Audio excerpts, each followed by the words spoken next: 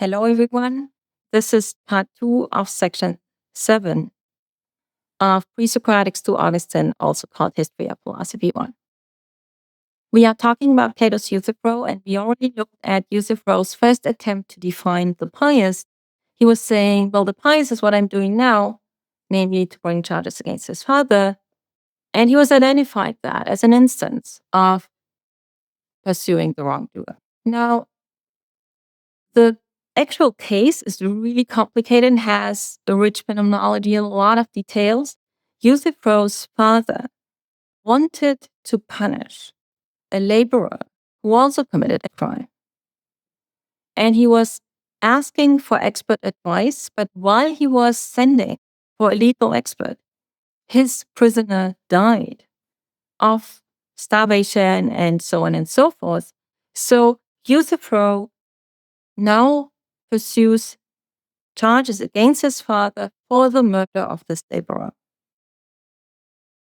And that is it's a complicated case. And Plato is using it as an example of a particular case that has so many specifics that in a court of law, it's going to be difficult to assess what precisely happened and so on and so forth. Is it Euthyphro's duty to bring charges against his own father or not?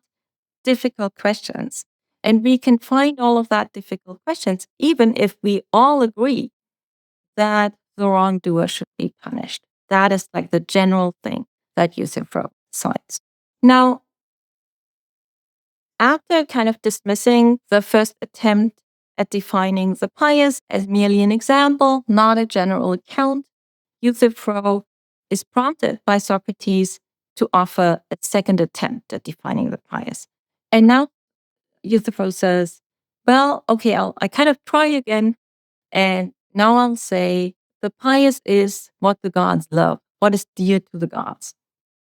But then Socrates reminds him that Euthyphro is actually committed to traditional Greek mythology, traditional Greek religion, according to which the gods are kind of constantly fighting amongst each other. And they don't love and hate the same things.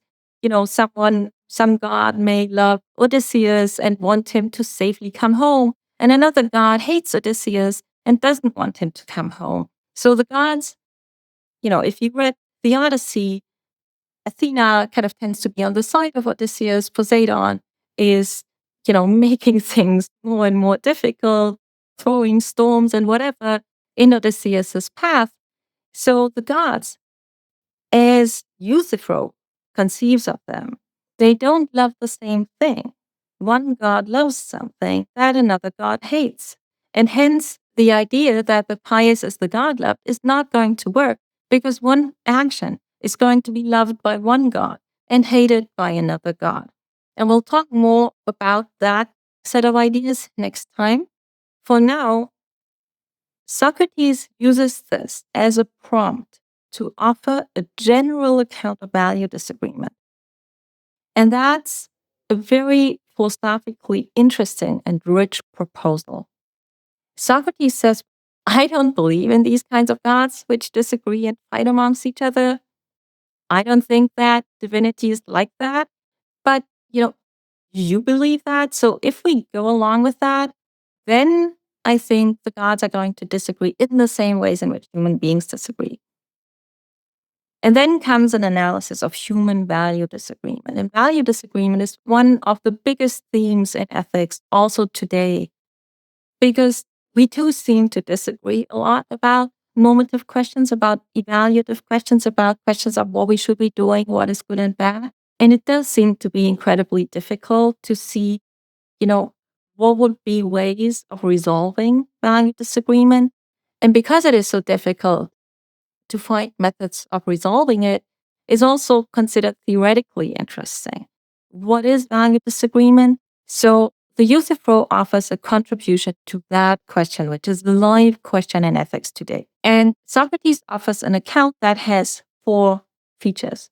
The first claim is that when people disagree about evaluative and normative matters, about questions on what to do and how to assess something in evaluative terms, They disagree about the good and bad, just and unjust, shameful and noble. What is noteworthy here for us is that he doesn't say they disagree about what is pious and impious. And with respect to, where Plato is going in other dialogues, you may think that suggests or implies that ultimately the buck stops with goodness. That whether something is pious and impious is, as it were, a downstream question. And the more fundamental question, the first question, the basic question, is whether something is good and bad or just and unjust. The second premise or the second claim about disagreement is that we fail to have a method of resolving value disagreement that is comparable to those domains where we know how we resolve disagreement.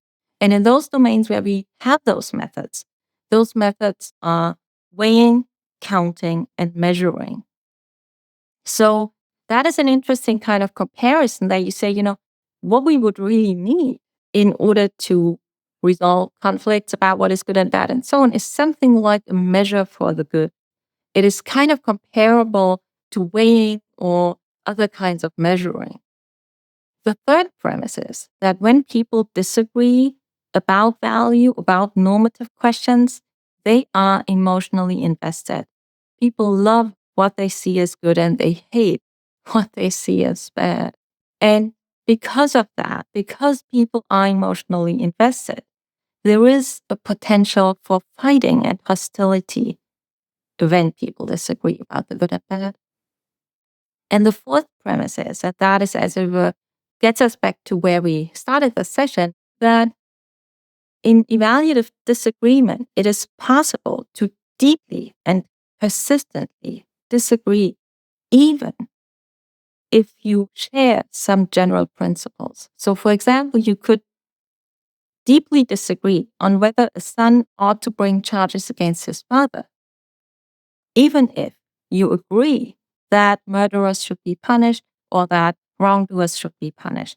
So disagreement on particulars can involve agreement on general principles. Your little homework task for today is to think through this analysis of value disagreement and to come up with your own example.